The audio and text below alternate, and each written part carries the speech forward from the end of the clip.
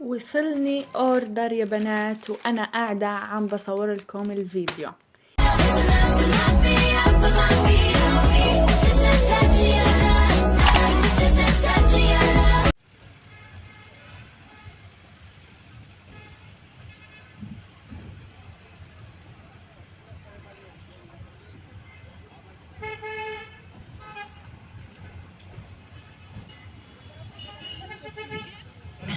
نزلت اتغدى مهران، طلبت ستيك لحمة مسخن وورك دجاج، أرز، الكبة. خليني آكل وبرجع لكم.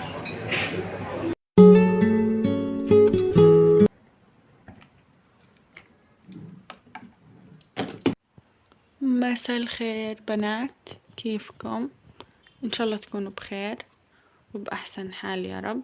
حبيت أطلع أعمل معكم هيك السكين كير المسائي تبعي أو العناية المسائية للبشرة، اللي هو عاد سريع يعني إشي بسيط بما إني ماخدة شاور وهيك. كنت من شوي أقلب على اليوتيوب وعلى الأخبار يعني الحصرية، وهلأ كلها كانت اللي هي يا بنات بخصوص المونديال وفوز المغرب. الإشي اللي لفت نظري في هذا الموضوع أو في هذه الأخبار اللي هي العالم العربي كله بالخصوص اجتمع على المونديال وقدموا كتير شغلات، يعني نشاط، قوة، ترتيب، كتير شغلات لهذا أو لهذه المناسبة أو هذا المونديال.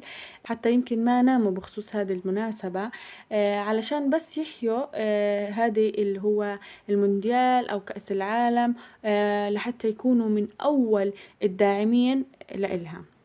بس أنا حابة أجي يعني عليكم شوي أو أحكي لكم شغلة بسيطة. قبل ما أكمل بدي أستخدم هذا السيروم اللي شريته من ضمن مشترياتي اللي هو بالشاي الأخضر. المهم يا بنات بدي أحكي لكم إنه لو اجينا من عدسة أخرى لهذا الموضوع أو من ناحية تانية، هل هذا العالم أو هل هدول العالم اجتمعوا على حزن عربي، على مأساة اللي هو السوريين، على الانقلابات اللي صارت في اللي هو الدول العربية وعلى القضية الفلسطينية؟ طبعا أكيد ما اجتمعوش كلهم. فأنا هذا الإشي عن جد كتير لفت نظري أو انتبهت له أثناء هذا المونديال يا بنات. كتير أحداث صارت في الضفة الغربية وكتير شهداء ربنا تولاهم يعني برحمته، لكن وين هذا العالم من هذه الأحداث؟ طبعا أكيد ما حدش يهتم ولا حد سمع، كأنهم يعني خلص إشي تعودوا أو أخذوه من باب العادة، ويعني ما أخذوهوش من باب المأساة. كتير هذا الإشي يا بنات يعني انتبهت له أنا، لاني انا يعني بعيش هذه المعاناة. فخليني كمان احكي لكم انه من ناحية شعبنا احنا من يعني قلة ما بايدها زي ما بيقولوا من ازمات وتعدد فصائل واشياء بتصير كتير فينا، لكن احنا شاركنا في هذا المونديال. ليش؟ لحتى يعني يا بنات نشعر انه احنا زي أي شعب بالعالم، نفرح ونستحق الفرحة وكمان الحياة.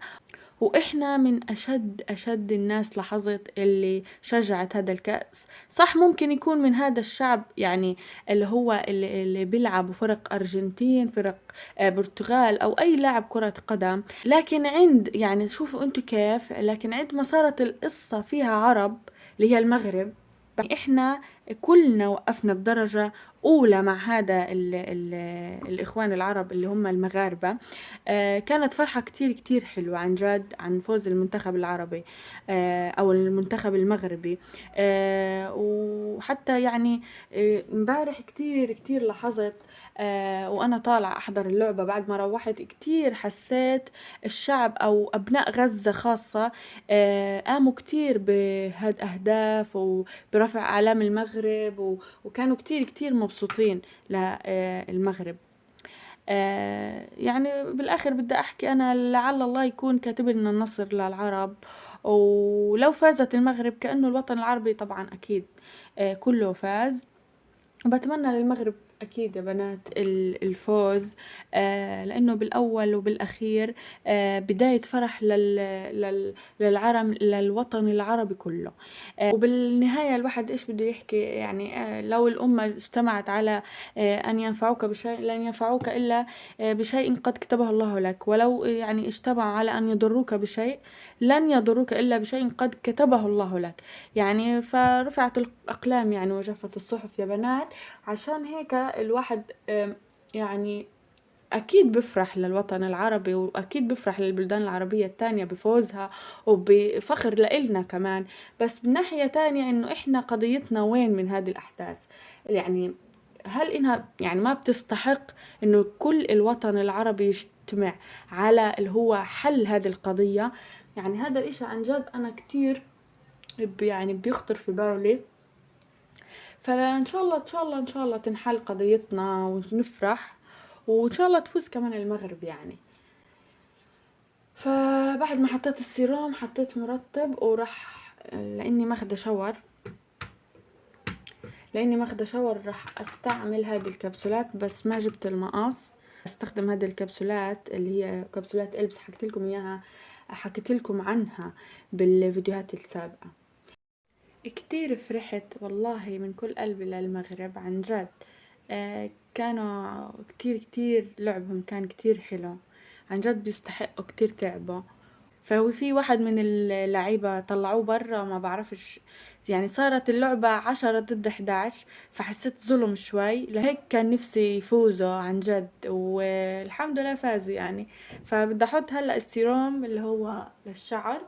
بصراحة يا بنات أنا كتير بحب كريستيانو، فما هانش علي إني ما أشجع الوطن العربي. يعني أنا وأخوي على ابن عمي، وأنا وابن عمي على الغريب، المثل اللي بحكي زي هيك. فبس إن شاء الله يكملوا للنهائي يعني، وجود لك لكريستيانو أكيد لأني كتير بحبه. وصلني أوردر يا بنات وأنا قاعدة عم بصور لكم الفيديو. عن جد فرح قلبي، الله يفرح قلبه اللي بعت لي إياه. كنت طلباه يمكن من 5 أيام، فوصل لي اليوم. وصل شوي منهم والباقي لسه ما انطبع. فعن جد I'm so excited. فرحت كتير يعني، انهم بسيطين بس انه بحب انا هذه الشغلات، بحب كتير ديكورات الغرف واعمل هيك شغلات جديدة في الغرفة تبعتي. وصلني 41 صورة. هدول الصور راح احطهم على الحيط، الزقهم على الحيط، ويعني حيطلع ديكور للحيط هيك غريب وجديد. يمكن قبل هيك حد فيكم عملها هذه الشغلة، بس انا حبيتها وحبيت اعملها. وراح اورجيكم صورة من هذه الصور، متت عليها، متت عن جد عليها. شوفوا يا بنات كتير حبيتهم، والصور بجننوا كتير يا بنات. I'm so excited. اتحمسوا معي لديكور غرفتي. راح انزل فيديو بجنن وانا قاعدة بعزبط لكم هيك فيها وارتب لكم فيها. وعن جد كتير بتشكركم على دعمكم لإلي وتفاعلكم معايا بالقناة وتشجيعكم لإلي لحتى أنزل فيديوهات أكتر. عن جد كتير مبسوطة. بخصوص يا بنات 1000 مشترك عملت حفلة صغنونة يعني بس عائلية، أنا وأختي وأخويا وبس ماما يعني وبابا. عملت هيك، جبت كيك وراح أورجيكم شوي من صورت يعني شغلات بسيطة من هذا اليوم.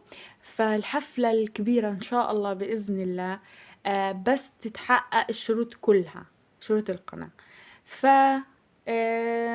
دايما ادعموني، حطوا لي لايك، اشتركوا بالقناة. بحبكم كتير.